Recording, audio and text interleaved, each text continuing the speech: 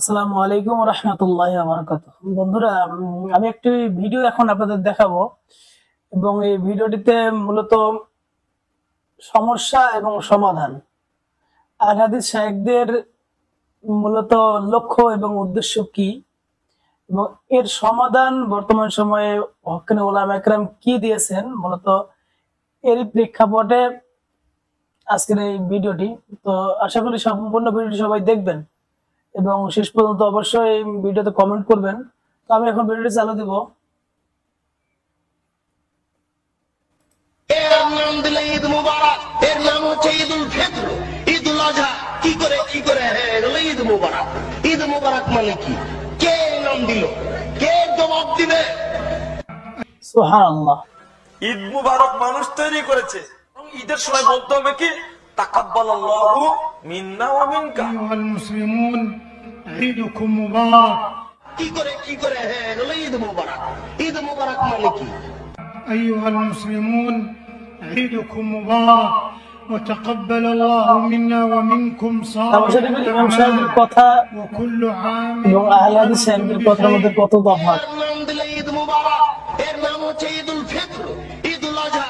কি করে ঈদ মুবারক? ঈদ মুবারক মানে কি? কে নাম দিল? কে জবাব দিবে? আবুল ফজল, আপনি জানতে চেয়েছেন ঈদ মুবারক বলে শুভেচ্ছা জানানো একটি বৈশ্বিক সংস্কৃতি এবং শ্রেষ্ঠ একটি অভিবাদন জানানোর পদ্ধতি। সবের নিয়তে কেউ এটি বলে না, এটি বলে শুভেচ্ছা বিনিময় করার ক্ষেত্রে ধর্মীয় বিষয়টা গা আছে কিনা। আবুল ফজল, এটাকে আমরা কোন প্রকার নিষিদ্ধ মনে করছি না, কারণ হাদিস অধ্যয়ন করে আমাদের কাছে মনে হয়েছে যে যদি কেউ ঈদের শুভেচ্ছা জানাতে ঈদ মুবারক বলেন তো কোনো অসুবিধা নেই, কোনো গুনাহ হবে না। তো দেখেন ব্রাদার রাহুল সাহেব কি লিখছে। তো যাই হোক,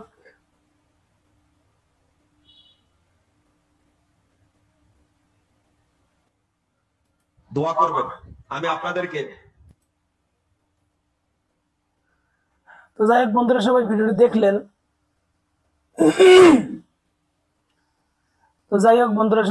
দেখলেন। এবং এখান থেকে আমরা যেটা উপলব্ধি করতে পেলাম যে যারা সৌদি আরবের অর্থাৎ মক্কা মুকাররমার নাম ভাঙিয়ে মূলত বাংলাদেশে ইসলাম প্রচার করে, তারা মূলত মক্কা মুকাররমার যে ইসলাম আছে সেটা কিন্তু বাংলাদেশে প্রচার করে না, নিজেদের মন গড়া মতবাদে প্রচার করে। কিভাবে?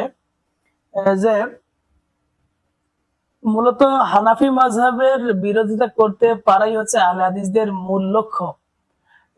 এইসব কথার দ্বারা এবং বিভিন্ন তাদের আলোচনা সমালোচনার দ্বারা কিন্তু আমরা এটাই বুঝতে পারি। কারণ দেখবেন যে এ পর্যন্ত যারা লামাযহাবী মূলত হানাফি মাযহাবের বিরোধিতা করেছে, বেশিরভাগই কিন্তু হানাফি মাযহাবের বিভিন্ন মাসলা মাসাইলের সম্পর্কে প্রসঙ্গে কিন্তু তারা মূলত বিরোধী হয়ে দাঁড়িয়েছে। কারণ তাদের আসল উদ্দেশ্য হচ্ছে মাযহাবের পক্ষে কোনো কথা না বলা এবং তাদের যে লামাযহাবী অর্থাৎ সালাফি মানহাজ পুরা বিশ্বে এটাকে জাহের করা।